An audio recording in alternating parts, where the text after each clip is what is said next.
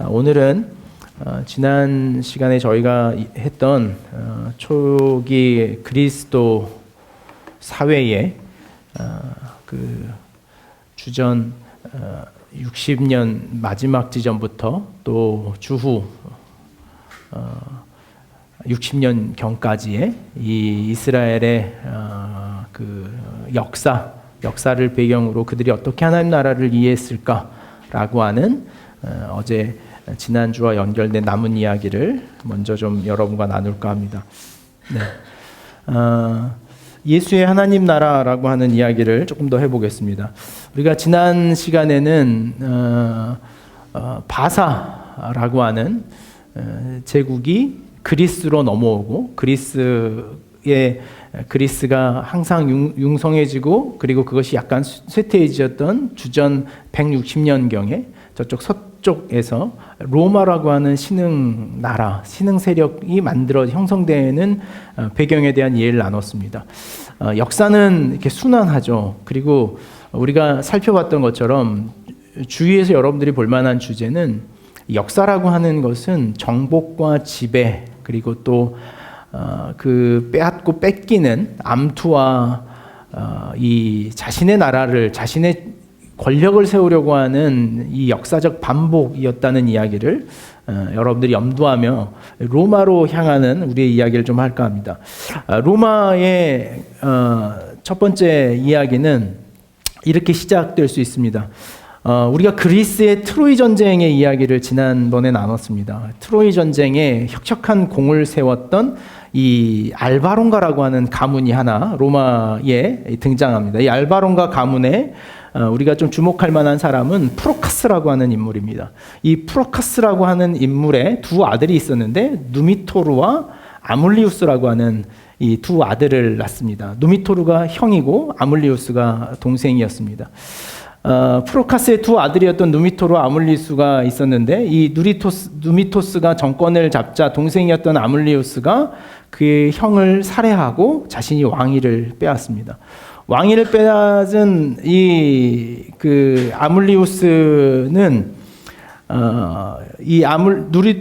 누미토스의 아들이었던 이 마르스라고 하는 이 아들과 그리고 레아 실바라고 하는 이 세력에 대해서 견제하기 시작합니다. 왜냐하면 아물리우스가 후대에 이 레아 실바라고 하는 딸이 남아서 자신이 왕권의 혈통이다라고 하는 것을 주장해서 이 레아 실바가 아물리우스를 반역할 수 있는, 그러니까 유일하게 자신의 세력을 견제할 수 있는 인물로 이 아물리우스는 레아 실바를 두려워합니다.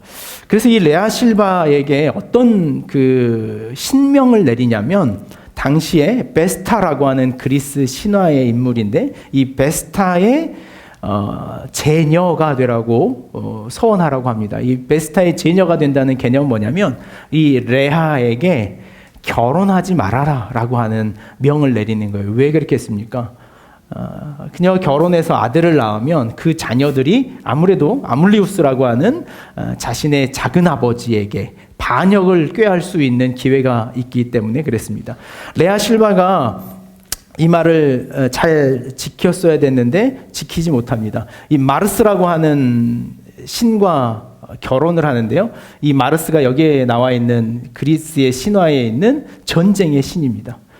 그러니까 결혼하지 말라고 베스타와 연결해 놨는데 그 명을 거역하고 전쟁의 신이었던 마르스와 결혼을 하게 됩니다. 이게 이제 그 신화예요. 이 결혼했다고 보기에 여러분 좀 싸우고 있는 거 아닌가 오해하시겠지만 저도 제가 이 그림을 보면서 그런 거 아닌가 했는데 이게 굉장히 사랑의 눈빛으로 보고 있다는 걸 여러분 참고해 주시면 좋겠습니다. 그리고 이 둘 관계에서 쌍둥이 아들이 태어납니다. 이 쌍둥이의 이름이 뭐냐면 로물루스와 레무스라고 하는 쌍둥이 두 아들이었어요.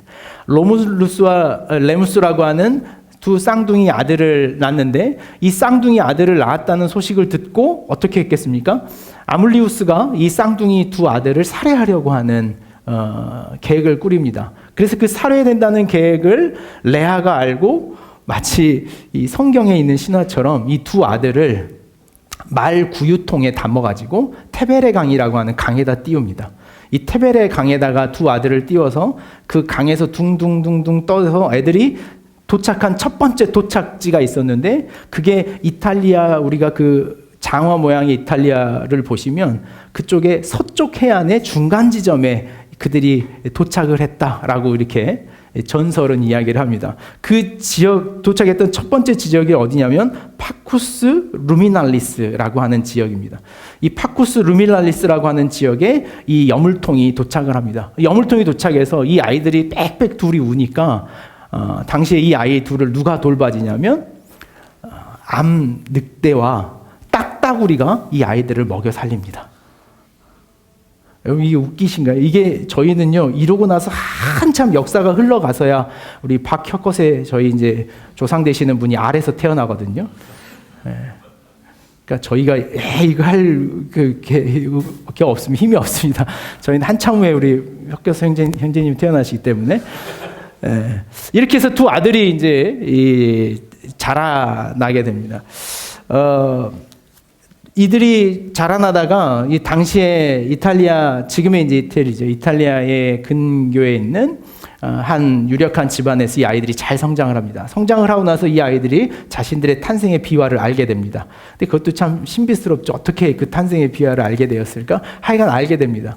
그래서 열심히 용맹한 장군이 됩니다. 누굴 닮아서요? 아버지를 닮아서 용맹한 장군이 됩니다. 그래서 용맹한 장군이 돼서 결국에 이 아물리우스라고 하는 자신의 할아버지겠죠. 할아버지를 들어가서 살해합니다. 처형하죠. 그리고 나서 이 로물루스와 레무스가 자신의 할아버지였던 누미토르를 다시 왕으로 세웁니다. 그것이 이 알방론가라고 하는 이 로마의 첫 전신이 됐던 가문의 태생이었습니다. 로물루스와 레무스라고 하는 형제가 이제는 이 정권을 잡아가지고 둘이 함께 이 성벽을 쌓아서 나라를 재건하려고 하는데, 로물루스가 성을 쌓았는데 동생이었던 레무스가 형의 그 성벽을 이렇게 뛰어넘었어요. 그러니까 뛰어넘으면서 약간의 조롱을 한 거죠. 형, 나도 뛰어넘는데 이렇게 낮은 성벽을 쌓은 거야 라고 형에게 도전합니다. 그러자 어떻게 했겠습니까? 로물루스가 레무스를 그 자리에서 죽여버립니다. 성벽을 뛰어넘었다는 이유 때문에. 굉장히 처참하죠. 이 로물루스라고 하는 인물과 헤르실리아라고 하는 여인 간에서 프리마와 아울리우스라고 하는 이 로마의 첫 이제 왕이 씌워진, 로물루스라고 하는 이 이름에서 우리가 지금 알고 있는 로마라고 하는 국호가 만들어집니다. 로물루스라고 하는 이름에 변형돼서 그가 다스리는, 그가 세운 나라라고 하는 개념의 로마라고 하는 사회가 만들어지게 되죠. 로마라고 하는 신흥 세력이 만들어지면서 그리스가 통치하고 헬레니즘이 팽배하던 그 사회에 그리스를 뛰어넘는 로마의 새로운 정치 개념, 공화정이라고 하는 정치 개념인데, 이 공화정 사회가 조금씩 서쪽에서부터 영향력을 갖기 시작합니다. 우리가 이제 주목할 만한 인물은 폼페이우스라고 하는 이 인물입니다. 이 역사 이후로 한참 지나서 주전 63년에 폼페이우스라고 하는 장군이 로마를 전체 통일합니다. 이 폼페이우스라고 하는 왕이 로마를 점령한 가운데 BC 63년, 주전 63년에 하스몬 왕조, 우리가 잘 알던 그 하스몬 왕조 기억하십니까? 할아버지 마띠아에 의해서 유대에 잠시 통일이 있었던 이 통일 유대 시대의 마지막 지점에 있었습니다. 하스모니안 왕조의 마지막 두 아들이 있었는데요. 히르카노스 2세와 아리스토블스 2세라고 하는 두 아들이 있었습니다. 이 두 아들 가운데 이 권력 다툼이 시작되죠. 하스몬 왕조의 권력 다툼이 주전 63년에 이 두 아이들에 의해서 이루어집니다. 하르카누스가 먼저 로마에 오늘 우리가 이 문제가 생겼는데 이 문제를 좀 해결해 달라라고 하는 이 폼페이우스 장군에게, 우리가 이렇게 싸우고 있는데 우리를 좀 와서 정리해 달라라고 하는 요청을 합니다. 히르카누스가 그 요청을 하죠. 그래서 로마가 개입해서 아리스토불스를 폐위시키고 힐카누스라고도 하는데, 힐카누스를 이 대제사자 겸 유대 통치권자로 세웁니다. 그래서 그때 당시에는 로마가 주전 63년에 이스라엘, 유대 땅을 직접 통치한 것이 아니라 힐카누스를 통하여 대신 그 지역을 점령하게 하죠. 그러나 실제적인 권력은 안티파테르라고 하는 이 힐카누스의 아주 오래된 늙은 그 귀족이었는데, 이 안티파테르라고 하는 총독에 의해서 로마는 이 두 정권을 교차시키면서 서로 경쟁하며 유대 사회를 점령해 가려고 하는 정책을 펼칩니다. 안티파테르의 두 아들이었는데요. 그 아들의 이름이 파세엘과 헤롯이라고 하는 이름이에요. 우리가 좀 잘 알아야 됩니다. 그래서 이 헤롯이라고 하는 인물은요, 하스몬 왕조의 정통성에서 벗어난 인물로 등장을 하죠. 왜냐하면 자신의 아버지 안티파테르는 어떤 사람이었습니까? 네? 신하 계급이었거든요. 정통 귀족 계급이 아닌 신하 계급이었던 거죠. 파사엘과 헤롯이라고 하는 두 아들이 있었는데, 파사엘에게는 에루살렘 지역의 군사를 통솔하게 하고 헤롯은 갈릴리에 있는 군사를 책임지게 합니다. 아리스토블스 2세의 아들이 안티고누스였는데, 이 안티고누스가 안티파테르의 정권이 좀 더 힘을 갖는 것을 보면서 이 안티고누스가 안티파테르를 처형하고 두 아들도 잡으러 쫓아갑니다. 안티파테르가 잡으려고 도망가자 파사엘은요, 그에게 잡히는 순간 스스로 자결해서 목숨을 끊어버립니다. 헤롯은 이 안티고누스가 자신들을 해하려고 쫓아오자 헤롯이 어디로 도망가냐면 로마로 도망을 갑니다. 로마로 도망가는데, 헤롯이라고 하는 안티파테르의 두 아들, 이 안티파테르 사람들의 원래 출신이 어디냐면 이두메라고 하는 출신이었습니다. 이두메. 하스몬 왕조가 그들의 정권을 확장시킬 때 이두메라고 하는 에돔 땅까지 점령했던 것을 우리는 지난주에 들었습니다. 그렇게 아셔도 들었어요. 여러분들은 반드시 들었습니다. 믿으십니까? 예, 들었어요. 반드시. 예.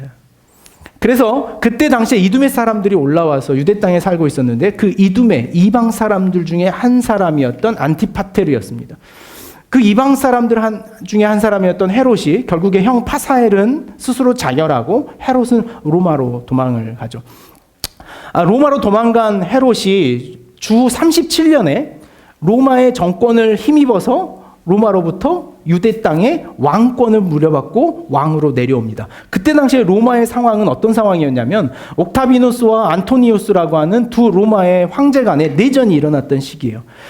초기에는 안토니우스가 전쟁에서 승리합니다. 그래서 안토니우스 세력이 힘을 갖자 헤롯이 이 안토니우스에게 가서 많은 재물을, 전쟁에 필요한 돈을 댑니다. 이두메 지역에 자신의 본거지를 가지고 있었기 때문에 굉장히 재력가였습니다. 헤롯이 황금 그 동굴을 가지고 있었을 것이다, 뭐 이런 속설들이 후대에 있습니다. 안토니우스에게 전쟁 자금을 막 댔는데, 악티움 전쟁이라고 하는 전쟁에서 옥타비누스가 안토니우스를 무찔러 버립니다. 그러자 헤롯이 어디다 돈을 다 댔습니까? 안토니우스에게 돈을 댔던 것을 그냥 그대로 그냥 없던 걸로 하고, 다시 나머지 군사 자금이나 정치 자금을 옥타비누스에게 주기 시작합니다. 굉장히 헤롯이라고 하는 사람이 빠른 사람이었죠. 이 악티움 전쟁 이후에 로마는 옥타비아누스라고 하는 인물에 의해서 완전히 이 공화정이 폐지됩니다. 당시에 공화정이라고 하는 것은요, 의회, 민주주의 개념의 공화정이었는데, 그 공화정의 마지막 최고 통수권이 의회 의결권에 있었는데, 그것을 황제에게 위임하는 위임 결정을 원로원에서 하게 됩니다. 그러면서 이 옥타비아누스라고 하는 인물을 카이사르 아우구스투스라고 하는 이름으로 바꿔집니다. 아우구스투스라고 하는 말은요, 존귀한 자다라는 말이에요. 존귀한 자다. 절대적인 자다. 누구도 그 위엄을 따를 수 없는 자다라는 말을 갖습니다. 옥타비누스를 이 악티움 전쟁에서 승리한 이후에 공화정 원로원은 그에게 아우구스투스라고 하는 칭호를 주고, 그 앞에 카이사르, 우리가 아는 말로는 시저라고 하는 말을 여기에 줍니다. 시저는 그래서 로마의 주신, 로마가 섬기는 나라의 나라 신으로서의 카르사르라고 하는 신적 권위를 그에게 줍니다. 그러니까 이 옥타비누스가 받았던 칭호가 뭐냐면 존귀한 신이라고 하는, 당신의 이제 로마 황제 우상 숭배의 최초의 원형이 여기에서 등장을 하죠. 우리가 이 이야기를 알 필요가 있는 이유가 뭐냐면, 초대교회의 이스라엘 백성들 가운데에 로마 황제에 대한 숭배 의식, 로마 황제에 대한 우상 숭배에 대하여 반대했던 바리새인들과 사두개인들의 의식이 여기 담겨져 있었던 거예요. 이후로 그래서 로마의 모든 그 황제들은 시저라고 하는 이름을 자신들 앞에 다 붙였습니다. 왜냐하면 자신들이 그 시저라고 하는 이름을 자신의 앞에 붙이는 것을 통해서 자신들이 로마의 국신, 나라신의 정통성을 유지하고 있다라고 하는 명분을 가져야 했기 때문에 로마는 이 왕은 그 뒤로도 카이사르라는 이 시저라고 하는 이름을 그 뒤로 계속 붙여갔습니다.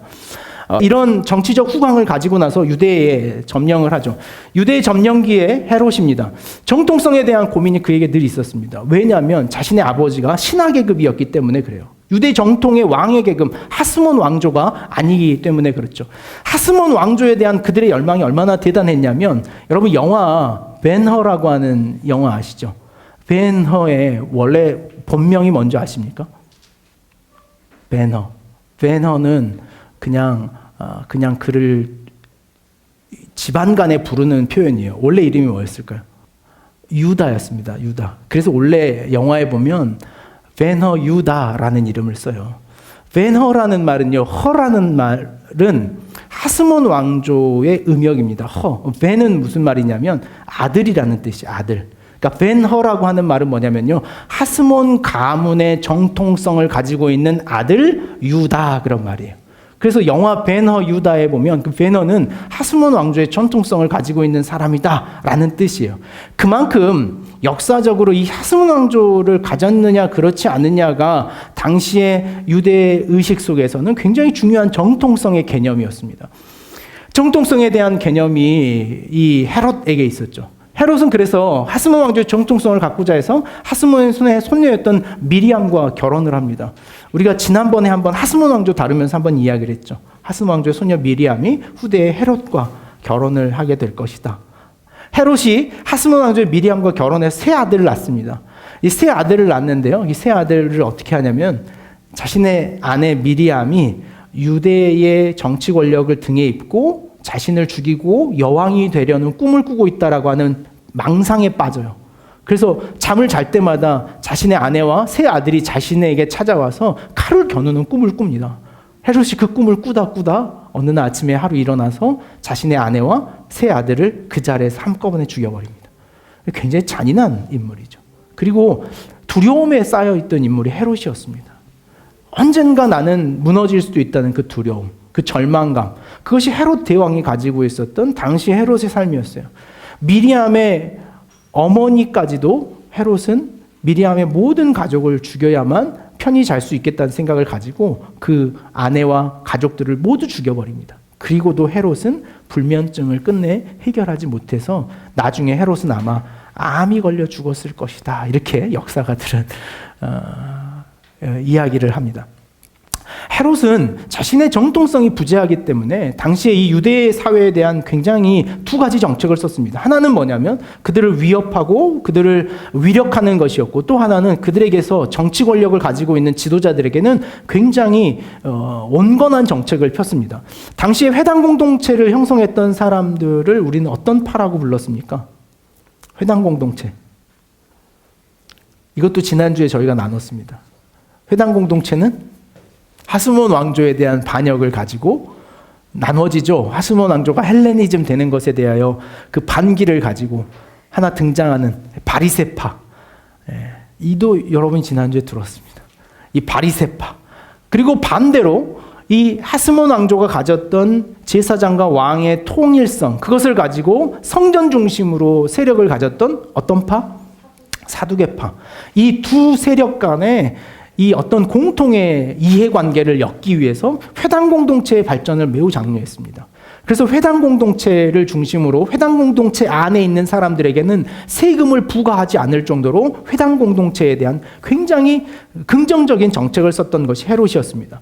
또 하나, 헤롯은 우리가 잘 알고 있는 것처럼 주전 이 40년경부터 예수님 당시까지 어떤 계획을 세우냐면 정확하게는 주전 20년부터 그 공사가 시작됐는데, 헤롯 성전이라고 하는 수룹바벨에 의해서 재건됐던 성전이 형편없는 모습이었기 때문에 그 유대의 성전을 솔로몬이 지었던 것보다 더 화려하게 지어주겠다라고 하는 공약을 펼칩니다. 사두개인들에게는 너무나 긍정적인 표현이에요. 왜요? 사두개인들은 성전이 있어야 하거든요. 제사를 드려야 하기 때문에 그래요.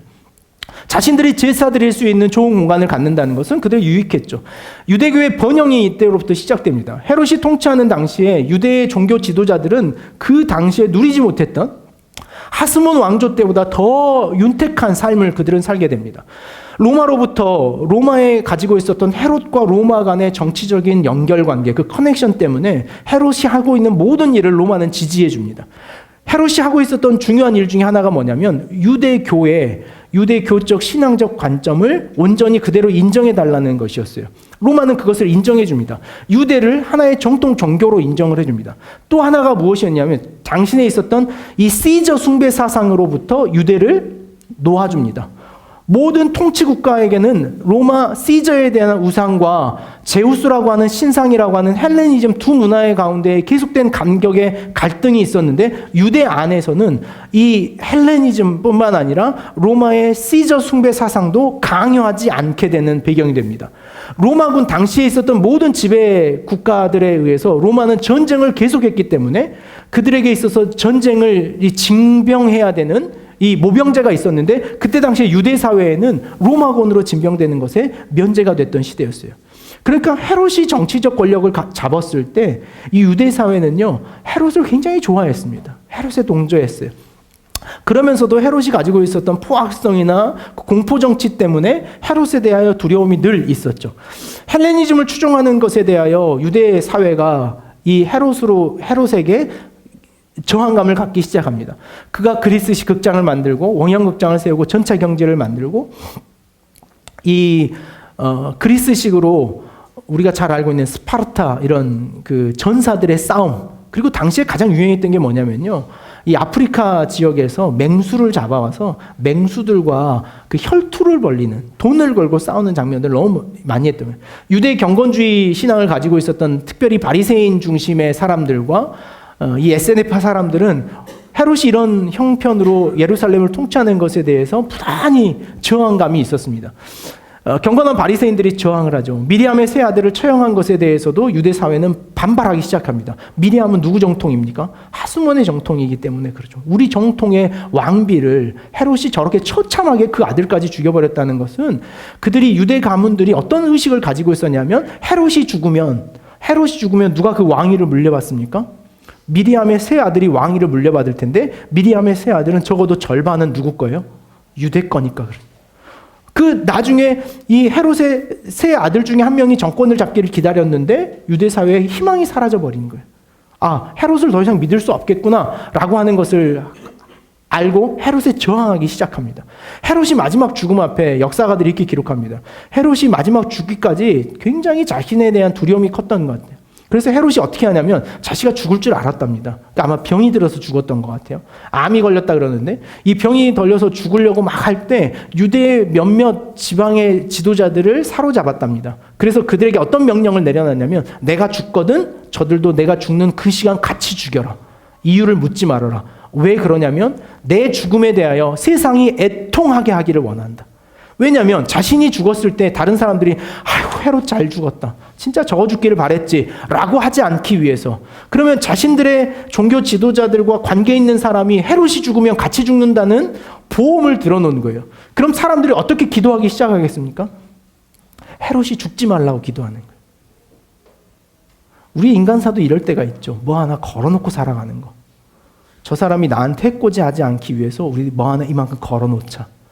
그럼 적어도 너의 그것이 무너지니 어쩔 수 없이 나를 지킬 것이다.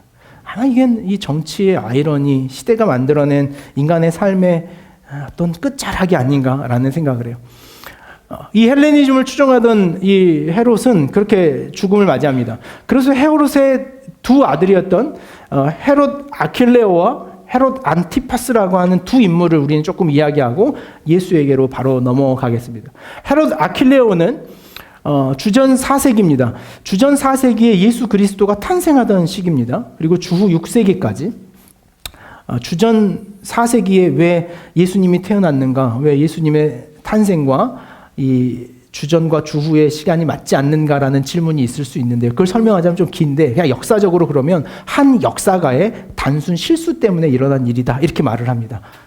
그 정도로만 알고 계시면 돼요.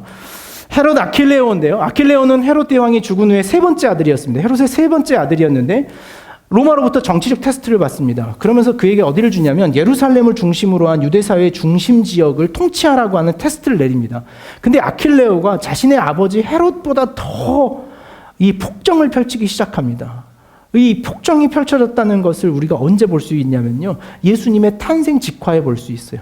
예수님의 탄생 직화에 어떻게 합니까? 모든 그 당시에 베들레헴에서 태어난 어린 아이들, 특히 남자아이들은 다 죽여라. 유대 사회에 대한 정서와 신앙을 이해하지 못하고 아킬레오가 아주 폭정을 펼치기 시작합니다. 거기에 반발해서 유대 안에서는 자꾸 밀란이 일어납니다. 밀란이 일어나자 로마가 이 아킬레오를 그냥 둘 수가 없죠. 아킬레오를 주후 6세기에 폐위시킵니다. 그리고 이때 당시로부터 로마가 직접적으로 유대를 통치하게 되는 황제의 통치 숙주국가가 됩니다. 황제의 숙주와 이 원로원의 숙주 계급으로 로마는 이 자신들이 정복한 땅을 다스렸거든요. 그것이 이제 로마의 공화정 정치인데, 로마의 공화정에 보면 이 통령이라고 하는 집정관과 호민관이라고 하는 의회, 그리고 평민회라고 하는 삼각의 구도가 있었습니다. 집정관은요, 황제가 다스렸던 구조였습니다. 그래서 여기에는 이 황제가 다스렸고, 호민관은 당시에 원로원이라고 하는 계급이 있었는데, 후에는 한 300명까지 원로원 계급이 늘어났다 그래요. 황제가 다스리던 황제 숙주의 국가가 있었고, 이 원로원이 다스리는 원로원의 숙주국가가 있었습니다. 원로원이 다스리는 숙주국가에는요, 군사 병력을 파송하지 않았고 그냥 거기에는 총독이나 집사를 파견해서 원로원의 숙주국을 다스렸습니다. 황제가 다스리던 숙주국에는요, 로마의 군사를 주둔시켰습니다. 그러면 이 두 지역이 다스렸던 어떤 정치적 세력의 특징이 있겠죠. 원로원이 다스렸던 숙주국가는 가능한 한 이 반발할 수 있는 힘과 능력이 없는 땅을 원로원에게 줬어요. 말 잘 듣는 땅이죠. 힘 없는 땅, 별건 나올 것 없는 땅들을 원로원이 통과를 했습니다. 그래서 원로원들이 그들에게 총독을 파견할 수 있는 권한을 가졌어요. 황제가 다스렸던 국가는 최근에 점령했거나 정치적으로 군사적으로 그들을 억압해야 할 만한 땅을 총독이 직접 관리하는 총독의 숙주국가로 삼았습니다. 앞서 이야기했지만 유대는 누구의 숙주국가가 되냐면 로마 총독의 숙주국가가 돼서 그 숙주국가에 총독이라고 하는 집정관이 파견되는 상황으로 예루살렘은 바뀌기 시작합니다. 그것이 예수님이 태어날 당시의 시대적 상황이에요. 예수님이 막 태어났을 때 유대는 누가 다스렸습니까? 예수님 태어났을 당시에 유대는 누가 전체적인 지휘권을 가졌습니까? 헤롯이라고 하는 분봉왕이 다스렸습니다. 예수님이 돌아가시던 지점에는 유대 사회를 누가 통치했습니까? 총독이라고 하는 본디오 빌라도에게 의해서 세워진 나라였습니다. 그 역사적 흐름이 어떻게 가냐면 로마가 자치권을 인정하던 예루살렘에서 로마의 자치권을 빼앗겨버리고 총독의 숙주국가로 바뀌어버린 예루살렘. 어떻게 볼 수 있는 거예요? 로마의 제국주의적 사상이 훨씬 더 강화되는 지점에 예수님이 십자가에 돌아가셨다는 것을 역사적으로 우리는 보게 되는 거죠. 로마의 이 통치자였습니다. 이후로도 이 사도행전 역사에 있는데 분봉왕이었던 최초의 왕은 이 헤롯 대왕이었습니다. 그의 아들이었던 아킬레오가 주후 6세기까지 유대 땅을 점령하고 그리고 나서 황제의 속주국가가 되면서 첫 번째 총독, 지사가 파견되는데 이 코퍼니우스라고 하는 사람이 3년 동안 유대를 지배합니다. 우리가 잘 알고 있는 사람 하나 있죠. 폰티우스 필라투스라고 하는 인물이죠. 예수님이 십자가에 처형을 당하는 당시에 유대를 다스렸던 유대 총독이었습니다. 폰티우스 필라투스라고 하는 사람은요, 유대에 관심이 없었던 사람으로 역사적으로 전해집니다. 그래서 폰티우스 필라투스가요, 로마에서부터 유대 땅으로 내려오는데 처음에 내려오는 장면에 이 폰티우스 필라투스가 내려오면서 무슨 깃발을 들고 내려오냐면 황제 이 시저의 우상화된 깃발을 끌고 내려옵니다. 그러니까 유대인들이 그것에 대해서 반발을 해요. 그래서 폰티우스 필라토스를 굉장히 막 혐오하기 시작합니다. 그만큼 폰티우스 필라토스는 당시의 유대 사회가 어떤 종교적이고 사회적 배경을 가지고 있는지에 대한 관심이 없는 사람이었어요. 이것도 굉장히 중요합니다. 우리가 이 폰티우스 필라토스라고 하는 인물이 어떤 인물이었는가에 따라서 우리가 누가복음에 있었던 예수님의 심판 자리에서 이 빌라도가 예수님께 질문했던 그 질문의 의미와 가치를 확인할 수 있게 되는 거죠. 잠시 유대는 헤롯 아그리파 1세에 의해서 분봉 왕국이 다시 한번 세워지긴 하지만 이 이후로는 다시 황제의 속주 국가가 돼서 로마, 이 전체적인 통일 로마 시대까지 가죠. 그리고 나서 이 400년경에 주후 400년경에 먼저 소로마가 멸망하고 그리고 1500년에 어떻게 됩니까? 1300년에 동로마가 멸망하는 것이 로마의 마지막 역사의 이 흔적이죠. 유대 통치가 유대 사회가 로마에 의해서 이렇게 통치되기 시작합니다. 헤롯 안티파스가 이 갈릴리아 베레아 지역을 통치하는데 이 헤롯 안티파스라고 하는 인물이 성경에 등장하는 인물입니다. 헤롯의 아들인데요. 그는 굉장히 간교한 자였습니다. 예수님 당시에 예루살렘 위쪽에 있는 갈릴리, 이 갈릴리 호수의 가장 위쪽에 있었던 이 갈릴리 베레아 지역을 통치했던 왕이었습니다. 그가 어떻게 하냐면 헤롯 빌립이라고 하는 자신의 형이었습니다. 형의 전처와 헤로디아와 혼인을 하죠. 이건 성경에 있는 유명한 이야기 아닙니까? 헤로디아와 결혼한 것에 대해서 누가 그 문제 제기를 합니까? 세례 요한이 문제 제기를 하죠. 그래서 세례 요한을 어떻게 합니까? 자신의 생일날 그 헤로디아의 딸이 아빠 앞에서 열심히 그 트와이스의 춤을 추죠. 트와이스의 춤을 열심히 추고 나니까 헤롯이 난 굉장히 만족스럽다. 오늘 내가 너한테 뭐 LOL 키트를 사줄까? 아니면 뭘 사줄까? 라고 하니까 딸이 뭐라고 그럽니까? 세례 요한의 머리를 주십시오. 그래요. 처참하죠. 헤로디아라고 하는 여인이 뒤에서 글을 하죠. 어쩔 수 없잖아요. 그래서 세례 요한을 참수해서 그의 머리를 소반에 담아 그 어린 딸에게 자 여기 있다. 가지고 놀아라. 이렇게 주죠. 처참한 역사이죠. 성경은 이 헤롯 안티파스에 대한 예언을 몇 가지 이렇게 등장시키는데요. 누가복음 13장 31절 32절 보면 이렇게 기록합니다. 또 그때 어떤 바리새인들이 나와서 이르되 나가서 여기를 떠나소서 헤롯이 당신을 죽이고자 하나이다. 여기에서 헤롯은 헤롯 안티파스를 이야기합니다. 이르시되 너희는 가서 저 여우에게 이르되 예수님이 하시는 말씀이에요. 그러니까 그의 삶을 예수님도 굉장히 안타깝게 여겼고 불쌍하게 여겼죠. 저 여우, 당시에 여우라고 하는 이스라엘에 있어서 전통적 여우라고 하는 것은 간사하고 간교하고 기회주의자들을 이야기하는 이 칭호였습니다. 당시에 헤롯에 대한 또 하나의 설명이 있는데요. 헤롯은 예수님을 만나기를 원했습니다. 왜냐하면 헤롯이 통치하면서 예수라고 하는 인물과의 갈등, 또 예수가 누굴까? 예수를 어떻게 하면 좀 잡아볼까? 라고 하는 꿈이 있었어요. 누가복음 23장 예수의 마지막 심판 앞에서 헤롯은 예수와 만나게 됩니다. 그러면서 그 장면을 이렇게 기록합니다. 헤롯이 관할에 속한 줄 알고 헤롯에게 보내니 헤롯의 관할에 속한 줄을 알았다라고 하는 건 뭡니까? 예수님을 재판하기 위해서 예수를 잡았는데 예수의 관할 지역이 어디인가라고 빌라도는 자신의 이 정치적 문제에 빠지지 않기 위해서 예수를 자신의 재판에 세우지 않으려고 노력을 합니다. 빌라도가 예수를 자신의 재판에 세우지 않으려고 했다는 것은 굉장히 중요한 문제인데 세우려고 하지 않았기 때문에 그가 어디 출신이냐 그랬더니 나사렛 예수입니다. 그래요. 나사렛은 어디 지역이냐? 저 갈릴리 위쪽에 있는 베레아 지역입니다. 아 그래? 그럼 거기 있는 너희 왕에게 가서 오늘 이 재판을 하게 해라 라고 돌려보낸 왕이 이 헤롯이었습니다. 헤롯의 관할에 속한 줄 알고 빌라도는 헤롯에게 예수의 심판을 돌려보내죠. 헤롯이 예루살렘에 있더라. 그때 헤롯이 왜 예루살렘에 있었냐면 당시에 유대의 명절이었기 때문에 그럽니다. 원래 헤롯은 저 베레아 지역에 있어야 되는데 당시에 총독 빌라도도 왜 예루살렘에 와 있었냐면 당시에 총독의 원래 본거지는 디베리아라고 하는 광야에 주둔지가 있었습니다. 그 주둔지로부터 이스라엘의 유대의 절기 때마다 예루살렘에서 밀란이 일어나는 것을 관찰하기 위해서 총독의 군사들이 내려와 있었고 그 예루살렘의 유월절 절기에 맞춰서 헤롯 안티파스도 내려와서 그 유대 사회에 대한 환심을 얻기 위해서 잠시 머물러 있었던 지점이었어요. 그 지점이기 때문에 헤롯이 예루살렘에 있었습니다. 헤롯이 예수를 보고자 매우 기뻐하니 예수를 만나기를 원했거든요. 근데 자신에게 부를 만한 명분이 없었습니다.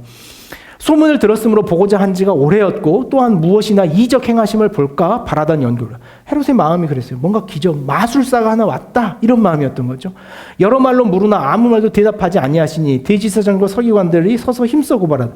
헤롯이 그 군인들과 함께 예수를 업신여기며 희롱하고 빛난 옷을 입혀 빌라도에게 돌아보내니 헤롯과 빌라도가 전에는 원수였으나 당일에 서로 친구가 되었다. 헤롯과 빌라도가 서로 정치적으로 예루살렘을 주둔하고 있고 헤롯은 저 갈릴리 위쪽에 있는 이 베레아 중심으로 해서 정치 권력을 가지고 있기 때문에 서로 경쟁하는 구조였거든요. 근데 누구 때문에요? 예수를 죽이는 문제 때문에 친구가 돼요. 이것도 우리에게 굉장히 중요한 인간관계 이 관점을 보여줍니다. 우리는 3명이 만나서 2명이 친해지는 아주 간단한 방법이 있습니다. 그건 하나를 공격하기 시작하면 되죠. 3이 만나가지고 그렇게 빨리 친해질 수 있는 건 한 사람을 욕하기 시작하면 돼요. 너도 그렇게 생각했어? 야, 걔 나한테도 지난번에 그랬어. 그럼 둘은 굉장히 친한 친구가 되죠. 이게 성경적 원리, 아니 성경적 원리가 아니라 성경에도 등장하는 인간의 어긋난 원리. 우린 이 짓을 참 잘합니다. 그렇죠? 여러분 그것이 얼마나 조롱당할 만한 일인가라는 것을 우리가 잘 깨달을 필요가 있죠. 이제 예수의 이야기를 좀 마지막으로 하면서 오늘 말씀으로 좀 들어가 볼까 합니다. 예수가 가지고 있었던 이 예수의 하나님 나라, 복음이라고 하는 것을 오늘 우리는 이야기 결론으로 가져갈 텐데요. 예수에 대한 우리는 역사적인 관점과 구속사적인 관점을 2가지 좀 살펴보길 원하는데, 역사적 관점의 의미는 뉴스라고 하는 복음 안에 있습니다. 오늘 우리가 역사적 예수를 알아야 되는 가장 중요한 이유가 뭐냐면 그것을 복음의 시간과 공간성을 확보하기 위한 노력이에요. 오늘 우리의 신앙에 이 시간성과 공간성을 부여하는 것은 신약사회의 역사의식을 갖는 것입니다. 그래서 내가 가지고 있는 이 신앙이, 내가 하고 있는 이 신앙의 형태가 오늘이라고 하는 시간과 내 삶이라고 하는 공간성을 갖기 위해서, 그것이 초시간적이고 초공간적인 하나님 나라의 개념이 되지 않기 위해서 우리가 알아야 할 것이 무엇이냐면 신앙의 역사적 흐름이에요. 많은 이단들은, 많은 신앙의 어긋난 지점은 신앙의 역사성을 부재합니다. 몰라도 된다고 믿어요. 오늘 이 사실을 깨닫지 않아도 내가 신앙하는데 전혀 문제가 없다고 생각해요. 착각이에요, 여러분. 그건 얼마나 큰 착각이냐면 오늘 이 역사적 흐름을 알지 못할 경우에는 우리의 신앙도 이 시대에 시간성과 공간성이 없는 신앙을 하게 돼요. 내가 지금 여기에서의 신앙이 아니라 우리의 신앙의 결과물은 어디에 있는가요? 초시간적인, 초공간적인 곳에서만 우리의 신앙이 이루어진다고 생각하는 거예요. 그게 역사적 예수, 나사렛 예수를 알아야 하는 가장 중요한 이유가 여기에 있는 거예요. 사실과 역사의 근거에 뿌리내린 신앙을 해야만 우리는 오늘 우리 시대에 살아가는 유진 피터슨의 현실에 뿌리내린 신앙이라고 하는 글에 유진 피터슨 굉장히 강조합니다. 뭘요? 복음의 역사성, 하나님 나라의 역사성을 알지 못하는 자는 오늘이라고 하는 시간의 역사성을 알 수 없다. 예수 그리스도의 시간의 역사성을 알지 못하면 오늘 하나님의 역사가 이 시대에 어떻게 쓰여져 있는가를 읽을 길이 없다는 거예요. 오늘 하나님의 역사가 어떻게 써지는지 여러분 읽어내실 재간이 있습니까? 오늘의 역사적 신앙을 하지 못하면 우리는 그렇더라는 거예요. 그것이 바로 우리가 나사렛 예수를 알아야 될 가장 중요한 이유와 배경이 되더라는 거예요. 좀 더 나아가서 우리에게 더 큰 뉴스는 하나님의 아들이라고 하는 예수 그리스도의 고백이에요. 그는 우리가 잘 알고 있는 하나님의 아들이라고 하는 것은 최초의 나사렛 예수라고 하는 신앙의 고백이 어떻게 바꾸냐면 주 예수 그리스도라고 하는 것으로 바뀝니다. 당시에 여러분 예수라고 하는 이름은요, 당시에 대부분의 사람들이 가졌던 평범한 이름이에요. 오늘 우리 사회 같으면 뭐 철수나 민수나 뭐 민준이나 뭐 이런 이름입니다. 예수라고 하는 이름 굉장히 흔한 이름이었어요.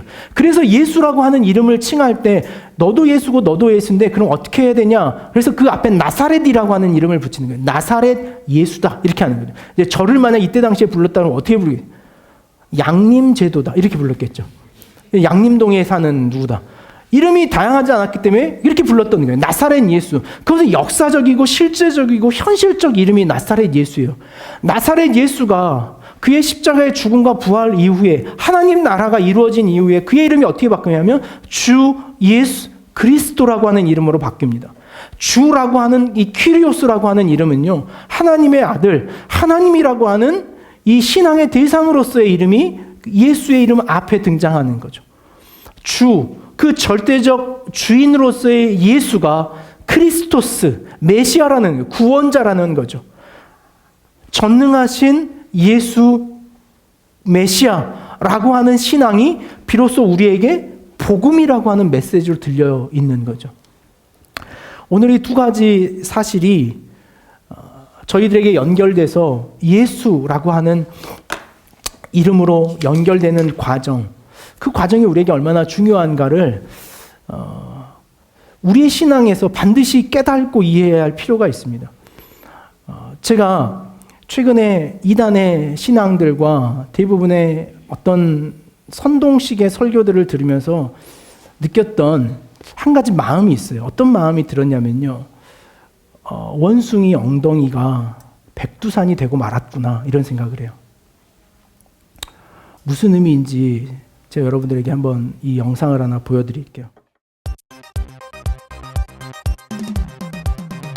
원숭이 엉덩이는 빨개, 빨가면 사과, 사과는 맛있어, 맛있으면 바나나, 바나나는 길어, 길으면 기차, 기차는 빨라, 빠르면 비행기, 비행기는 높아, 높으면 백두산. 이 노래는 안 끝나, 다시 시작해.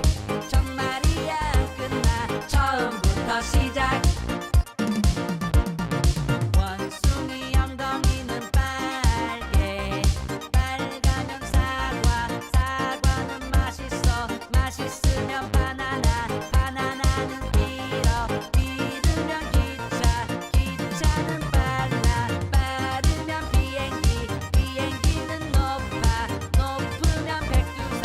이 노래는 안 끝나, 다시 시작해. 정말이야 안 끝나, 처음부터. 제가 왜 이 이야기를 여러분들에게 좀 전환점으로 가졌냐면, 원숭이 엉덩이는 빨갑니다. 빨간 건 사과죠. 사과는 맛있어요. 맛있는 건 바나나입니다. 바나나는 길어요. 길면 기차죠. 기차는 빠릅니다. 빠른 건 비행기죠. 비행기는 높아요. 높은 건 백두산입니다. 그러므로 원숭이는 백두산입니다. 믿으십니까? 맞죠? 우리 신앙과 다릅니까, 이게? 저는 우리 신앙이 이렇게 써져 있지 않나 싶어요. 논리정연하죠. 원숭이 엉덩이는 빨갑니다. 빨간 건 사과예요. 우리의 신앙이 이 이상이었습니까? 저는 우리가 가졌던 신앙이라고 하는 것이 이런 논리정연 안에서 맞다라고 하는 것으로 결론지어서 결국에 우리가 믿었던 것이 원숭이 엉덩이고 우리가 바라봤던 지점이 백두산이라면 과연 그것이 신앙이라고 말할 수 있을까라는 질문을 갖게 하는 거예요. 우리가 너무 무지하지 않나. 당연한 것으로 알고 그것에 대한 알고자 함이 없이 우리의 경험과 우리의 이 감정적 신앙에만 매여 있는 하나님 나라의 개념, 복음의 개념은 아닌가. 그러다 보니 우리는 너무 쉽게 넘어져 버리죠. 원숭이 엉덩이에서부터 시작했으니 중간에 바나나만 맛없어도 무너지는 게 논리거든요. 빠르지 않은 기차만 봐도 넘어지는 게 이 논리거든요. 우리는 그만 넘어져 버리더라는 거죠. 하나님의 나라, 그것이 예수님이 전했던 복음의 가장 중요한 메시지의 흐름이었지만 우리는 그 당시에 왜 예수님께서 복음을 하나님의 나라라고 하는 개념으로 설명했는지에 대한 이해나 오늘 우리가 그렇다면 우리 안에 있는 복음이라고 하는 의식이 대체 어떤 개념으로 자리매김되어야 하고 어떤 정의를 가져야 되는가에 대한 의문과 질문 없이 그저 복음이란 나를 행복하게 하는 것, 나를 조금 위로하는 것쯤으로만 생각해 버리기 일쑤더라는 거죠. 예수의 하나님 나라라고 하는 마가복음 1장 14절에 있는 말씀을 한번 같이 다시 한번 볼까요? 마가복음 1장 14절에서 15절입니다. 긴 이야기를 짧게 우리가 한번 결론을 해보겠습니다. 요한이 잡힌 후 예수께서 갈릴리에 오셔서 하나님의 복음을 전파하여 이르시되, 마가복음은 마가라고 하는 이 인물이 예수의 복음을 설명하는 가장 첫 번째 설명에 예수님이 다뤘던 설교의 가장 핵심적인 주제를 등장시킵니다. 그것이 하나님의 나라인데 예수님이 이렇게 선포하십니다. 15절 말씀에 이르시되 때가 찼고 하나님의 나라가 가까이 왔으니 회개하고 복음을 믿으라라는 거예요. 여기에 등장하는 하나님의 나라라고 하는 것은 예수님이 선포하셨던, 예수님이 이 땅에 오셔서 강조하셨던 가장 중요한 핵심적인 주제입니다. 예수님의 대부분의 설교의 주제가 이 하나님의 나라였어요. 잘 알고 있는 것처럼 예수님은 천국은이라고 하는 비유로 마태복음과 누가복음에 적어도 50편 이상의 설교를 시대에 쏟아내셨습니다. 우리가 그 예수님의 설교를 듣지 않고 예수 그리스도를 알아간다는 것은 불가능한 거죠. 원숭이 엉덩이에서부터 백두산과 만나는 이상한 논리로 빠지기 쉬운 거죠. 그렇게 본다면 마가는 이 예수의 마지막 설교의 주제, 첫 번째 설교의 주제였던 하나님 나라라고 하는 주제로 마가는 예수의 복음을 설명하고 읽기 시작하더라는 거예요. 오늘 이 본문 말씀에 보면 때가 찼고 하나님의 나라가 가까이 왔으니 회개하고 복음을 믿으라 라고 선포되어져 있는데요. 오늘 우리가 이 사실을 좀 더 유추해서 가까이 보자면 예수님께서 이 땅에 오셔서 선포하셨던 최초의 선포에는 아마도 복음이라고 하는 단어가 빠져 있었을 것이라고 우리는 상상합니다. 예수님이 이렇게 선포하시는 거죠. 때가 찼고 하나님의 나라가 가까이 왔으니 회개하라. 그것이 예수님의 첫 선언이었어요. 그러나 후대의 제자들은 거기에 복음이라고 하는 단어를 개입시키고 집어넣었습니다. 예수님은 복음이라고 하는 직접적인 단어를 사용하지 않으셨습니다. 하나님의 나라가 왔으니 회개하라는 거예요. 왜 하나님의 나라가 왔으니 그들에게 회개를 촉구하는 것일까? 그것이 오늘 우리가 당시의 제국주의적 나라관에 빠져 있었던 그 시대적 사고를 하나님의 나라로 바꾸려고 하는 예수의 그 혁명적 사건이 어떻게 선포되었는가를 알게 되는 중요한 배경이 되더라는 거죠. 당시에 유대 사회가 가지고 있었던 하나님이 모든 나라의 왕이시다라고 하는 신앙은 그들 가운데 있었던 굉장히 중요한 유대교의 신앙이었습니다. 유대교의 신앙에 있어서 하나님은 주권을 가지시고 모든 만물을 통치하시는 하나님, 왕이라고 하는 신앙이 그들에게 있었어요. 그래서 유대인들의 예배서에 보면 모든 예배의 첫 자락에 이렇게 시작합니다. 주님이 모든 세상을 통치하신다. 주님이 다스리십니다. 라고 하는 선포가 유대의 신앙 고백, 예배의 서문에 항상 선포되는 서문이었어요. 이것을 통해서 우리가 본다면 오늘 예수님께서도 동일하게 이 설교의 패턴 속에서 하나님의 나라가 올 것입니다 라고 선포하는 것은 예수님께서 얼마나 그 유대의 역사적 의식, 역사적 흐름 속에서 당신의 이 땅에 오심을 설명하셨는가라는 것을 보게 돼요. 그것이 오늘 우리가 다시 예수의 역사적 사건 속에서 오늘 우리의 하나님 나라가 어떤 것인가를 확인하고 살아가야 할 중요한 이유와 책임이 되더라는 거죠. 당시 유대 사회가 모든 미래가 하나님의 나라로 연결될 것이라고 하는 그들의 신앙은 예수님에게 의해서 특별히 제시된 것이 아니라 유대가 이미 가지고 있었던 신앙의 고백이었습니다. 당시에 유대인들이 가지고 있었던 카타시라고 하는 기도문이 있습니다. 그 기도문의 한 단락을 제가 여러분들에게 소개하겠습니다. 당신 살아계실 동안 당신 나라 질서, 그 나라가 곧 빨리 임하게 하소서. 이것이 당시에 유대인들이 신앙했던 이 카디시라고 하는 기도문의 내용입니다. 당신이 살아계실 동안 당신의 나라와 질서, 곧 그 나라가 빨리 우리에게 임하게 하십시오. 이것은 후에 예수님께서 제자들에게 예수님의 기도를 가르쳐 주셨던 내용과 일치해요. 예수님은 이 기도를 어떻게 제자들에게 말씀하셨습니까? 아버지의 뜻이 하늘에서와 같이 땅에서도 이루어지게 기도해라. 당시 유대 사회는요, 그 예수님의 기도가 아주 생소하거나 아주 새로운 것이 아니더라는 거예요. 그런 맥락에서 예수가 전한 하나님의 나라라고 하는 최초의 하나님의 나라는요, 당시의 유대인들에게 철저한 오해 속에 들어왔던 하나님의 나라였습니다. 그들이 오해했던 하나님의 나라는 어떤 나라였습니까? 바사, 페르시아로부터 그리스, 로마로 이어지는 당시의 이 제국주의적 나라가 그들에게도 이스라엘을 중심으로 한 제국의 나라가 새로워질 것이라고 하는 꿈과 소망의 나라적 개념으로 그들 뿌리 깊이 그들의 의식 속에 자리 잡혀 있더라는 거예요. 그 의식 속에 예수님이 아무리 와서 하나님의 나라가 너희 안에 이루어질 것이다 라고 말할지언정 그들에게 있어서의 하나님 나라는 또 다른 제국주의적 정복과 지배 국가로서의 이스라엘에 대한 꿈이 되고 말더라는 거예요. 예수님이 고민했던 건 이 문제였습니다. 예수님이 전한 하나님의 나라. 그러므로 예수님은 하나님의 나라가 당시의 회중들에게 오해되고 있다는 것을 다른 측면에서 증명하십니다. 그것이 무엇이냐면 마가복음과 마태복음, 누가복음에 예수님께서 하나님의 나라를, 천국을 비유로 설명하시는 것에서 그 증명이 드러나요. 어떤 증명이요? 전하는 하나님의 나라를 그들이 꿈꿨던 제국주의적 나라의 개념으로 오해하고 있었다는 것에 대한 증명. 그 증명이 뭐다? 예수님이 반복적으로 그것이 아닌 너희들이 생각하던 것과 다른 나라적 개념, 그 다른 나라적 개념을 설명하기 위해 반복적으로 비유를 사용하셨더라는 거예요. 그게 증명이에요.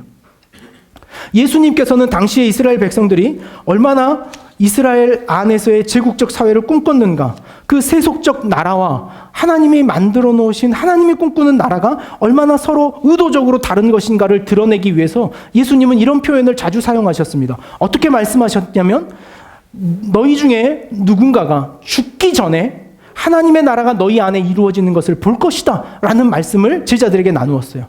그 말씀을 들은 제자들은 제국주의적 나라, 왕이 세워지고 국가가 세워지는 나라의 개념만 생각하다가 예수님이 말하는 이 나라는 대체 뭐지? 라고 하는 의식의 전환점들이 일어나기 시작하는 거예요. 한편은 예수님이 이렇게 말합니다. 마태복음 5장, 우리가 잘 알고 있는 팔복선언에 보면 예수님의 복의 선언 중에 첫 번째 복의 선언이 뭡니까? 마음이 가난한 자는 복이 있나니 하나님의 나라가 너희 것이다. 그들에게 있어서 제국주의적 나라, 거기는 부와 권력과 사회와 문화가 집중된 나라예요.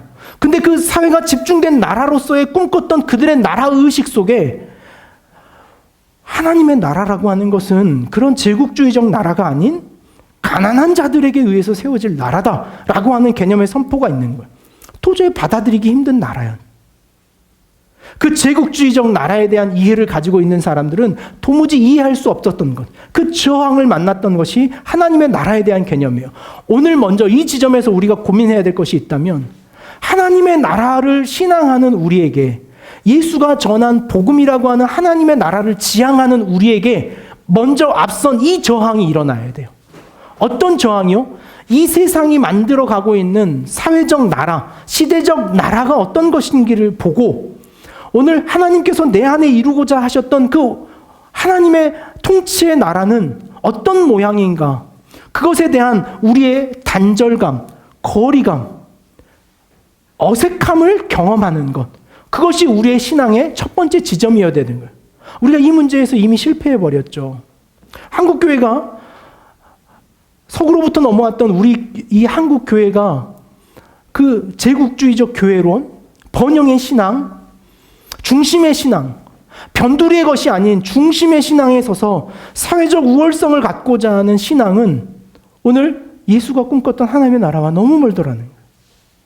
오늘 우리가 생각하는 신앙, 그 신앙으로 이루고자 하는 내 삶의 꿈 또한 예수님이 우리에게 말씀하셨던 최초의 하나님의 나라와는 너무나 멀리 벗어나 있더라는 거죠. 예수님이 이렇게 선평하셨어요. 그들이 가졌던 전형적인 가치를 전복시켰습니다. 그래서 혹자는 이렇게 말합니다. 세속주의적 나라와 전복된 나라의 싸움이다. 우리 안에 이 싸움이 일어나야 되는 거죠. 세속적 관점에서의 나라의 개념, 그것이 오늘 우리 안에서 복음으로 인하여 전복되어지는 나라를 꿈꾸는 거예요. 어떻게 전복되었냐면 어린아이와 같은 이들이 들어가는 것이 하나님의 나라라고 말했어요. 세리와 창녀들이 먼저 들어갈 곳이 하나님의 나라다라고 말했어요. 가난하고 굶주린 자들이 먼저 들어갈 곳이 하나님의 나라다라고 선포했던 그 하나님의 나라에 대한 오늘 우리 사회의 전복이 있어야 되는. 더 놀라운 사실은요, 예수님은 하나님의 나라가 이미 너희 안에 임했다라고까지 선포하십니다. 마태복음 12장 말씀 한번 찾아볼까요? 마태복음 12장 28절. 예수께서 당시에 귀신 들린 자들을 쫓아내는 것에 대하여 당시에 바리새인들이 찾아와서 그가 우상의 신이었던 바리새부를 힘입어 귀신을 쫓아낸다라고 하는 누명에 대하여 예수님이 이렇게 말씀하십니다. 12장 28절 말씀이에요. 같이 한번 읽겠습니다. 그러나 내가 하나님의 성령을 힘입어 귀신을 쫓아내는 것이면 하나님의 나라가 이미 너희에게 임하였느니라. 제국주의적 나라를 꿈꾸고 있는 이들에게는요, 도무지 이해될 수 없는 거예요. 아니, 하나님 나라가 임했다고? 이루어졌다고? 우리가 보기에는 아닌데? 혹시 여러분 이 지점에 서 계시진 않습니까? 하나님의 나라가 이미 우리에게 임했다라고 말하지만 우리 스스로 거절하고 있는 하나님의 나라, 아니요, 하나님 나라는 아직 제 안에 이루어지지 않았습니다. 오늘 그렇다면 우리는 당시에 예수님께서 전하셨던 하나님 나라적 개념과 오늘 우리가 생각하는 하나님 나라의 갈등 속에 살아가고 있는 존재예요. 예수님께 우리에게 찾아오셔서 오늘 너희 안에 주권이 저 귀신과 세상의 것이 아닌 나로 바뀌었다. 그것이 바뀐 세상이라면, 그 지배권이 바뀐 세상이라면 오늘 내 안에, 우리 안에, 지금 여러분 안에 하나님의 나라가 이미 임하였다라고 선포하는데 우리는 여기에 우리가 생각하는 하나님 나라의 개념 속에 우리가 생각하는 하나님 나라는 뭡니까? 우리의 번영인 거죠. 우리 개인의 우수성, 우리 개인의 탁월성이 그 하나님의 나라의 개념에 머물러 있는 거죠. 그 제국주의적 나라의 개념. 그것이 이루어지기 전까지 제 안에는 하나님 나라가 이루어지지 않았습니다. 라고 하는 개념으로 살아가는 우리의 어긋남이 있더라는 거예요. 이를 구체적으로 질문했던 인물이 하나 있습니다. 하나님의 나라가 지금 도래한 것입니까? 당신이 그 하나님의 나라를 세울 존재입니까? 라고 처절하게 질문했던 사람이 있어요. 그게 누굽니까? 그 세례 요한입니다. 우리 마태복음 앞으로 한 장만 넘어가 볼까요? 11장. 세례 요한이 예수님께 이렇게 질문합니다. 헤로드 안티파스에 의해서 목이 잘려나가기 바로 직전에 요한에 갇혀있던 요한이 옥에 갇혀 이렇게 말합니다. 11장 2절 말씀입니다. 요한이 옥에서 그리스도께서 하신 일을 듣고 제자들을 보내어 예수께 여짜오되 오실 그이가 메시아가 당신이오리이까 우리가 다른 일을 기다리오리이까. 예수께서 대답하여 이르시되 너희가 가서 듣고 보는 것을 요한에게 말하라. 그러면서 예수는 예수의 하나님 나라라고 하는 증명을 어떻게 증명하시냐면 자신이 어떤 행동을 하고 있는가로 증명합니다. 내가 하는 행동을 봐라. 맹인이 보며 못 걷는 사람이 걸으며 나병 환자가 깨끗함을 받으며 못 듣는 자가 들으며 죽은 자가 살아나며 가난한 자에게 복음이 전파된다 하라. 누구든지 나로 말미암아 실족하지 아니한 자는 복이 있도다 하시니라. 그래, 내가 메시아다라고 하는 한마디 답변이면 되는데요. 내가 메시아라고 하는 증명을 어디서 가져갈 것이다? 그것은 내가 이 땅에 와서 살아간 내 삶의 실천과 행위로 그 메시아성이 증명될 것이다 라고 하는 것을 우리에게 증명하시는 거예요. 그러면 우리 이것을 우리 마음속으로 가져와 봅시다. 내 안에 하나님 나라를 이미 이루신 그분이 우리 안에 계시는가를 확인하기 위해서 우리 안에 무슨 일이 일어나는가를 보는 거예요. 내 안에 어떤 일이 일어나야 합니까? 내 안에 오늘 이사야 61장이 기록됐던 이 사건들이 내 안에 일어나야 되는 거예요. 내가 보지 못했던 지점을 보는 사건이 일어나야 되고, 내가 듣지 못했던 사건을 듣는 지점이 일어나야 되고, 내가 억눌려 있던 것으로부터 자유함을 얻는 사건이 내 안에 일어나야 되더라는 거예요. 누구로 인하여? 예수 그리스도가 내 안에 이루신 일로 인하여 말이에요. 그것이 예수가 전했던 하나님의 나라고 우리가 소위 말하는 복음이라고 하는 의식과 개념이 여기에 등장하더라는 거예요. 예수의 답변 방식이 독특합니다. 그것은 요나와 솔로몬이 구약에 기다렸던 그런 나라예요. 새로운 나라. 하나님 나라라고 하는 개념의 이 주제적 중요성은 예수님이 여러 차례 설교했던 예수님의 설교 안에서 더 많이 등장하는 거죠. 그럼에도 불구하고 당시의 제자들의 삶 안에서는요, 하나님의 나라에 대한 오해가 많았습니다. 제자 중에 한이가 이렇게 말하죠.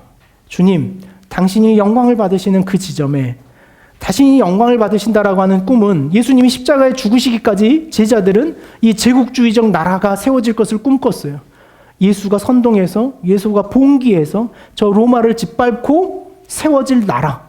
그래서 거기에 세베대의 두 아들들이 등장하죠. 어머니가 청탁하러 옵니다. 아마 대추 열매 잘 익은 거를 예수님께 갖다 드렸을 것 같아요. 그러면서 드리면서 예수님 요즘 많이 어려우시죠? 목회하기 힘드시죠? 그러는 거예요. 무슨 예수님 그래요. 아주 쉽지 않습니다. 제자들이 3년이나 길렀는데 아직도 멀었네요. 그러자 청탁하죠. 근데 예수님 혹시 나중에 지파를 세우시거나 가문을 세우시되 저희 큰아들을 오른쪽에 세워주시고 둘째 아들을 왼쪽에다 세워주시겠습니까? 제자들이 이것을 보죠. 야, 우린 엄마가 없냐? 너네 엄마만 부르냐? 라고 그들 간에 갈등이 생기죠. 예수님 한마디 하시죠. 높아지려고 하거든 낮아질 것이고 낮은 자는 높아질 것이다. 내 나라는 그런 나라다. 제자들은 마지막까지도 이 하나님의 나라를 이해하지 못했습니다. 그래서 제자들의 신앙 고백에는 하나님의 나라라고 하는 개념이 후대에도 복음이라고 하는 것으로 바뀌었어요. 하나님의 나라라고 하는 개념이 예수의 십자가의 죽으심과 부활이라고 하는 사건으로 바뀌어버리는 지점이 바로 여기에 있는 지점이죠. 반대로 십자가의 처형 자리에서 예수님의 한편에 앉았던 그 죽음을 앞둔 죄인은 이렇게 고백합니다. 당신의 나라가 임하거든 저를 그 자리에 초대해 주십시오. 제자들이 깨닫지 못했던 그 죽음의 자리에서의 하나님의 나라를 아무런 삶의 관계성이 없었던 예수와 함께 못 바뀌었던 한 죄인의 삶에서 고백돼요. 당신의 나라가 임하거든 저를 그곳에 초대해 주십시오. 예수님은 그래요. 그래, 나의 나라에 네가 함께 갈 것이다. 이것이 하나님의 나라가 이루어지는 사건이죠. 이것이 하나님의 나라를 이룰 수 있는 우리의 신앙의 고백이 되는 거죠. 예수님의 활동과 예수님의 삶을 통해서 드러난 이 하나님의 나라라고 하는 개념은 당시 이스라엘 백성들이 가졌던 신앙의 고백, 이 초대 그리스도인들의 고백 속에서 늘 어려운 것이었어요. 사도행전 1장 6절 말씀에 보면 부활한 예수님에 대하여 제자들이 이렇게 질문합니다. 주님께서 이스라엘 왕국을 다시 세워주실 때가 언제입니까? 이렇게 질문해요. 그러니까 예수님이 십자가에 죽으시고 부활하신 이후에도 제자들 가운데 가졌던 의식은 어떤 나라의 개념이었냐면 끊임없이 제국주의적 나라, 통치하고 정복하고 지배하고 그들이 편안하게 살아가는 나라를 하나님의 나라로 생각하고 살았던 것이 제자들의 삶이더라는 거예요. 오늘 우리가 살아가고 있는 우리의 신앙에 대하여 예수님께서 계속 도전하고 있는 거죠. 하나님의 나라의 주제라고 하는 것이 예수님의 십자가의 사건, 그 죽음의 직전에서 명확하게 드러나는 것을 보게 됩니다. 누가복음에 보면 누가복음 23장 말씀을 한번 볼까요? 누가복음 23장 1절입니다. 1절에서 3절까지인데요. 예수님이 십자가에 죽으시던 장면에 예수를 고발하던 예수에게 씌웠던 혐의입니다. 예수가 어떤 혐의를 가지고 있는가요? 23장 1절 보면 무리가 다 일어나 예수를 빌라도에게 끌고 와서 고발하여 이르되 우리가 이 사람을 보매 우리 백성을 미혹하고, 이것이 첫 번째 혐의예요. 가이사에게 세금 바치는 것을 금하며, 이거 두 번째, 자칭 왕 그리스도라 하더이다, 이거 세 번째 혐의입니다. 세 가지 혐의를 들었는데 첫 번째 혐의가 무엇이냐면 백성을 미혹했다는 거예요. 사회를 혼돈하게 했다는 거예요. 두 번째는요, 황제 가이사라고 하는 황제의 우상, 황제 숭배를 거부했다는 거예요. 얼마나 이 사람들 간사한 사람들입니까? 당시에 자기들도 황제 숭배에 대해서 처절하게 저항했던 사람들이에요. 그럼에도 불구하고 예수의 이 황제 우상 숭배에 대한 이 반대를 정치적 목적으로 이용합니다. 마지막이 뭡니까? 자칭 유대인의 왕이다라는 거예요. 자기 스스로 유대인의 왕이더라는 거예요. 빌라도에게 이렇게 고발합니다. 그러자 3절 말씀을 주목해보면 빌라도가 예수께 물어 이르되 내가 유대인의 왕이냐 대답하여 이르되 뭐라고 말합니까? 예수님이 내 말이 옳도다. 이거 진짜 말이 어려운 말입니다. 내 말이 옳도다. 그냥 맞다 하면 되는데 영어 성경으로 번역 you say so 이렇게 말하면 네가 한 말이 그 말이다. 네가 한 말로 인하여 증명되었다. 이런 말이에요. 네가 하는 말로 인하여 그것이 사실이 되어버렸다라는 말이에요. 빌라도의 이 신문은요, 여러분 잘 보십시오. 빌라도는 사실 예수님을 놓아주기 위해서 이 재판을 벌였습니다. 유대인의 왕이라고 하는 것은요, 당시에 별로 중요한 게 아니었습니다. 왜냐하면 유대의 왕이 있었기 때문에, 이미 분봉왕이 있었기 때문에 예수를 죽일 만한 문제가 아니었습니다. 가이사에 대하여 백성을 혼란했다는 것은 정치범으로 몰 수 있지만 유대의 왕이라고 하는 것은 별로 죽일 만한 이유가 아니었어요. 그래서 빌라도는 다시 묻죠. 오늘 너희들의 유대의 절기에 따라서 중범죄자를 놓아주는 두 가지 정책이 있는데 바라바라고 하는 살인자가, 그 당시에 아주 유명한 살인자가 있는데 이 바라바를 놓아줄까 예수를 놓아주겠느냐라고 하자 군중들이 어떻게 합니까? 바라바를 놓아주라. 예수를 십자가에 죽어라. 빌라도는 답답했던 거예요. 왜 예수를 죽여야 하지? 예수가 대체 무슨 잘못을 한 거지? 라는 거예요. 여러분, 예수님이 마지막 십자가에 죽으실 때 예수님이 어떤 죄목으로 십자가에 죽으셨는지 여러분 기억하십니까? 어떤 죄목이었습니까? 예수님이 십자가에 죽으실 때 그 위에 덜렸던 죄목이에요. A, B 두 개 해봅시다. 자칭 유대인의 왕, 유대인의 왕. 자칭 유대인의 왕. 이거 우리 이따 다 찾아보셔야 돼요. 굉장히 중요한 사건이에요. 자칭 유대인과 유대인의 왕과 스스로 유대인의 왕이라고 하는 종교적, 정치적 문제 안에서의 유대인의 왕이라는 거예요. 요한복음 18장으로 한번 가볼까요? 여러분 이따가 반드시 이거 찾아보셔야 돼요. 요한복음 18장 36절. 예수님께서 그 나라를 자신의 왕이라고 선포하셨던 배경을 다른 복음서에서는 등장시키지 않지만 요한복음 18장 36절에서 이렇게 말합니다. 예수께서 대답하여 이르시되 내 나라는 이 세상에 속한 것이 아니니라. 만일 내 나라가 이 세상에 속한 것이었더라면 내 종들이 싸워 나로 유대인에게 넘겨지지 않게 하였으리라. 이제 내 나라는 여기에 속한 것이 아니니라 이런 거예요. 내 나라는 자칭 유대인의 왕이 아닌 유대인의 왕으로서 내가 죽는 이유는 오늘 내가 세울 이 제국주의적 나라가 아닌 새로운 전복된 나라의 왕으로서의 왕권을 가지고 내가 오늘 여기에 왔다라고 하는 증명이 여기에 있는 거예요. 여기에 등장하는 무엇에 속한 것이 아니다라고 하는 이 헬라어 전치사는 에크라고 하는 단어를 씁니다. 에크. 근데 이 에크라고 하는 단어를 영어는요, 오브나 프롬으로 번역합니다. not of나 not from으로 볼 수 있는 거예요. not of라고 보면 이렇게 읽을 수 있는 겁니다. 세상과 같은 제국주의적 체제에 속하지 않는 나라다. 내 나라는 세상적인 기준과 가치 세계에 있는 나라가 아니다. 라는 것이 not of의 개념이에요. 근데 이것보다 조금 더 중요하게 이 에크라고 하는 헬라어는 not from의 개념인데 내 나라는 이 세상적 방식으로 오는 나라가 아니다라는 개념이에요. 세속주의적 세상이 말하는 성공의 방법으로 이루어지는 나라가 아니다. 내 나라는 다른 방법의 나라다. 우리가 복음을 오해하고 있는 이유가 여기 있는 거예요. 복음으로 꿈꾸는 우리의 꿈의 지경과 예수님이 이 땅에 오셔서 말씀하신 하나님의 나라의 개념이 다른 거예요.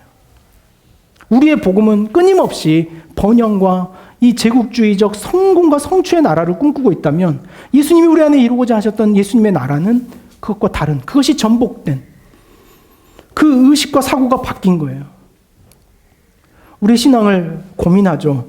이런 지점에 있어서는 제가 여러분들과 너무 친밀하기 때문에, 가깝기 때문에 다 전하지 못하는 한계의 어려움이 있습니다. 제가 여러분을 오늘 보고 다음 주에 안 볼 것 같으면 조금 더 날카롭게 들어가겠지만 우리 이따 밥 먹을 때도 봐야 되거든요. 혹여 반찬이 맛없기나 그러면 진짜 반찬이나 맛있게 하지 설교 때 이렇게 치시더니 이렇게 될까 봐 하는 관계의 한계가 있는 거예요. 우리가 안 볼 걸 생각을 해봅시다. 오늘부터 새로운 존재로 우리가 무엇을 복음이라고 생각하고 있는지. 여러분들이 신앙하면서 넘어지고 자빠지는 건 여러분이 안 됐을 때더라고요. 여러분이 안 되면 이 복음부터 문제를 삼죠. 그리고 잘 되면 내 안에 복음이 일하는 것처럼 생각을 하는 것. 우리 안에 어떻게 가져가야 할까라는 생각을 하게 됩니다. 예수가 꿈꿨던 전복된 그 복음이라고 하는 나라는 그러므로 예수를 알지 못하면 알지 못해요. 예수 그리스도를 알지 못하면 하나님의 나라와 복음은 절대 우리의 것이 될 수 없습니다. 예수 그리스도가 어떤 분이며 어떤 역사적 사건 속에서 등장했으며 그가 왜 그 역사적 맥락 속에서의 하나님 나라는 회개해야 하는 것이다라는 선포로 시작되었는지, 왜 하나님의 나라를 회개와 연결했는지를 보셔야 돼요. 그것이 당시에 팽배했던 제국주의적 나라의식 때문이라는 것을 우리는 다시 한번 알 필요가 있습니다. 저희는 오늘 나눔으로 예수에 대한 이해를 순모임 안에 좀 하려고 합니다. 여러분들에게 나눴던 그 의자에 올려져 있던 편지 하나씩 있어요. 편지는 예수님이 여러분에게 쓴 편지입니다. 내용을 다 달리할 수 없었던 예수님의 마음 여러분 이해하시고 옆에 있는 사람하고 너한테는 뭐라고 썼어 이렇게 묻지 마십시오. 네. 예수 그리스도와 가까워지는 것이 하나님의 나라며 복음이에요. 우리가 이 시대의 어떤 일과 가치를 꿈꾸는 것이 아니라 예수 그리스도와 만나며 그리스도를 알아가는 것. 그것이 초대교회 그리스도인들에게는 복음이었고 하나님의 나라였습니다. 오늘 저희가 이 하나님의 나라를 우리 안에 먼저 다시 한번 세우고자 하는 열망이 있습니다.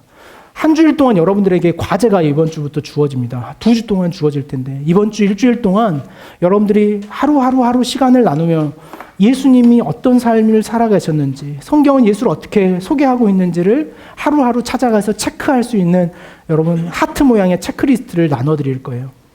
일주일 동안 주님과 좀 가까워지십시오. 예수의 역사적이고 실제적인 삶과 가까워지는 여러분의 삶 속에 반드시 하나님 나라가 새로워지는 그 전복된 나라의 개념이 이루어질 것으로 확신합니다. 연 두 번 주 동안 너무 긴 이야기를 여러분과 나누게 된 것에 대하여 다시 이 자리를 빌러 저의 죄송한 마음을 나누고 또 우리 명섭 형제가 이걸 유튜브에 올리려고 엄청 고생을 하거든요. 왜냐하면 프레이즈를 한 자락 한 자락 다 설교에 넣어야 되니까. 지난주에 여러분 유튜브 한번 들어가서 보십시오. 제 설교를 듣기 뭐 하시더라도 우리 명섭 형제의 수고가 어떤지를 보기 위해서라도 여러분 들어가서 좋아요와 구독을 눌러주세요. 네. 오늘 여러분의 하나님의 나라, 예수가 말하는 나라를 여러분 삶에서 반드시 찾아낼 수 있는 은혜가 있기를 원합니다. 제가 기도하고 마치겠습니다. 고마우신 주님, 오늘 우리 시대에 전복된 하나님의 나라, 그것을 살아가는 것에 어려움이 있습니다. 그러므로 우리는 두려워하고 포기하고 말았는지 모르겠습니다. 이 땅에 오셔서 선포하셨던 예수의 하나님 나라, 그 새로운 나라의 개념, 그 하나님의 나라를 조금이라도 살아가고자 하는 마음, 경험하고자 하는 마음, 그 경험된 복음을 우리 모두로 알게 하시고 누리게 하여 주시옵소서. 우리 주 예수님의 이름으로 기도하옵나이다. 이제는 우리 주 예수 그리스도의 구원의 은혜와 하나님의 큰 사랑과 성령의 위로 교통하심이 하나님의 나라, 그 예수의 복음의 역사를 살아가길 결단하는 주의 자녀들 위해 이제부터 영원토록 함께 하시기를 간절히 축원하옵나이다. 아멘.